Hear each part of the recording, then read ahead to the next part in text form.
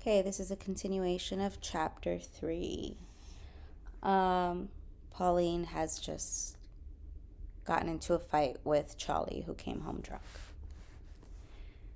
Letting herself breathe easy now, Piccola covered her head with a quilt. The sick feeling, which she had tried to prevent by holding in her stomach, came quickly in spite of her precaution. There surged in her the desire to heave, but as always, she knew she would not. "Please, God," she whispered into the palm of her hand, "please make me disappear." She squeezed her eyes shut. Little parts of her body faded away. Now slowly, now with a rush. Slowly again. Her fingers went one by one. Then her arms disappeared all the way to the elbow. Her feet now. Yes, that was good. The legs all at once. It was hardest above the thighs. She had to be real still and pull away. Her stomach would not go. But finally it too went away. Then her chest, her neck. The face was hard too. Almost done, almost. Only her tight eyes were left. They were always left. Try as she might, she could never get her eyes to disappear. So what was the point? They were everything. Everything was there in them. All of those pictures, all of those faces. She had long ago given up the idea of running away to see new pictures, new faces, as Sammy had so often done. He never took her, and he never thought about his going ahead of time, so it was never planned. It wouldn't have worked anyway. As long as she looked the way she did, as long as she was ugly, she would have to stay with these people.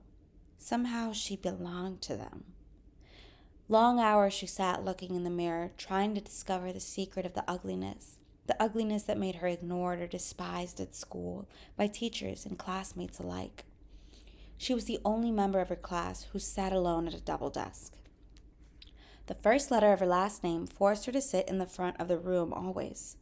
But what about what about Marie Apollinaire? Marie was in front of her, but she shared a desk with Luke Angelino. Her teachers had always treated her this way.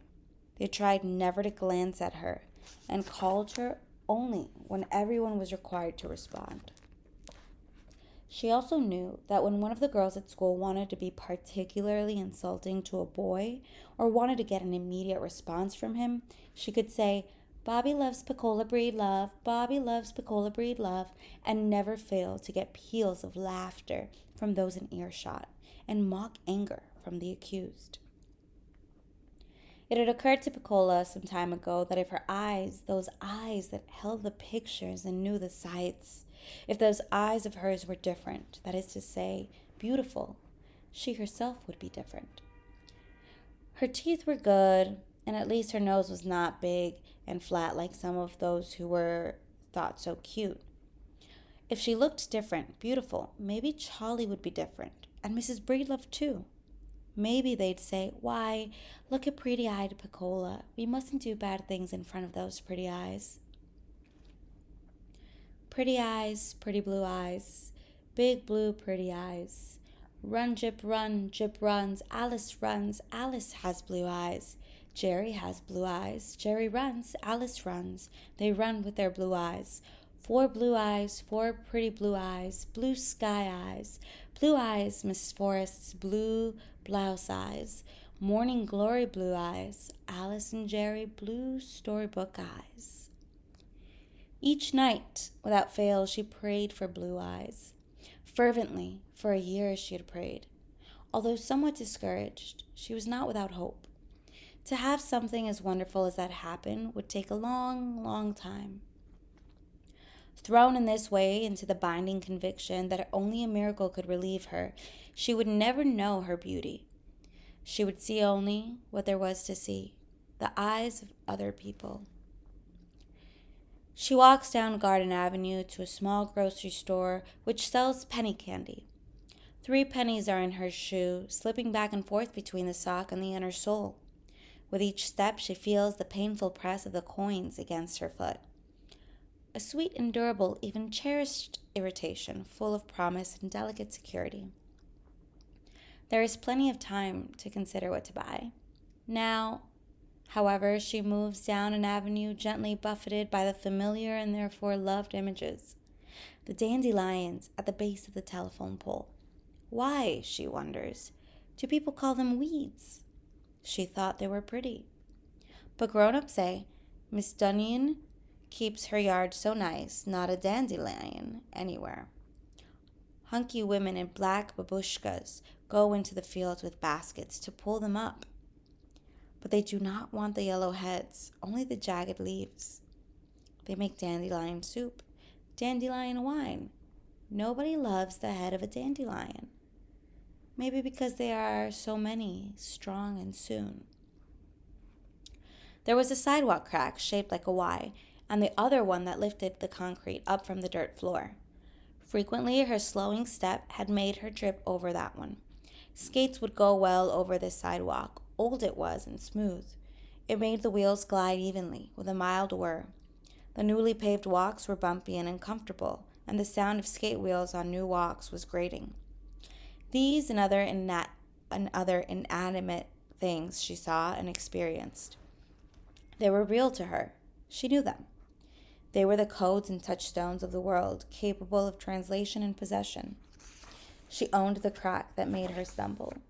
She owned the clumps of dandelions whose white heads last fall she had blown away, whose yellow heads this fall she peered into. And owning them made her part of the world, and the world a part of her. She climbs 4 wooden steps to the door of Jakubowski's fresh veg, meat, and sun-dry store. A bell tinkles as she opens it. Standing before the counter, she looks at the array of candies. All Mary Janes, she decides. She looks at, 3 for a penny. The resistant sweetness that breaks open at last to deliver peanut butter, the oil and salt which complement the sweet pull of caramel. A peal of anticipation unsettles her stomach. She pulls off her shoe and takes out the 3 pennies. The gray head on Mr. Jakubowski looms up over the counter. He urges his eyes out of his thoughts to encounter her. Blue eyes, blear-dropped. Slowly, like Indian summer moving imperceptibly towards fall, he looks towards her.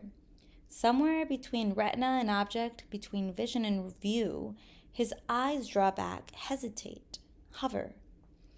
At some fixed point in time and space, he senses that he need not waste the effort of a glance. He does not see her, because for him there is nothing to see. How can a 52-year-old white immigrant storekeeper with a taste of potatoes and beer in his mouth, his mind honed on the doe-eyed Virgin Mary, his sensibilities blunted by a permanent awareness of loss, see a little black girl? Nothing in his life even suggested that the feat was possible, not to say desirable or necessary. Yeah? She looks up at him and sees the vacuum where curiosity ought to lodge.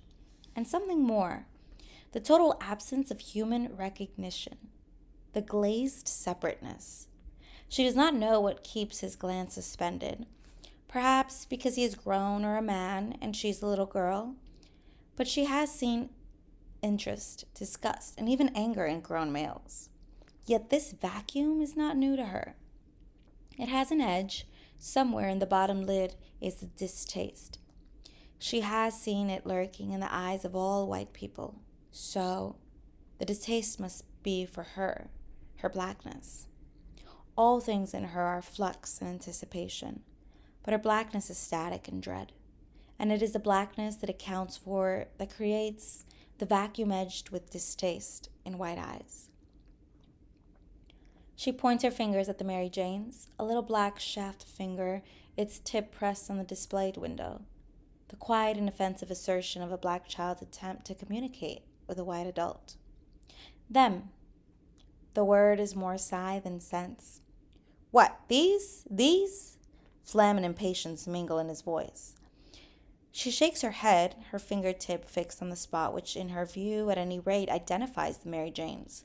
He cannot see her view. The angle of his vision, the slant of her finger, make it incomprehensible to him. His lumpy red hand plops around in the glass casing like the agitated head of a chicken outraged by the loss of its body. Christ, can't you talk? His fingers brush the Mary Janes. She nods.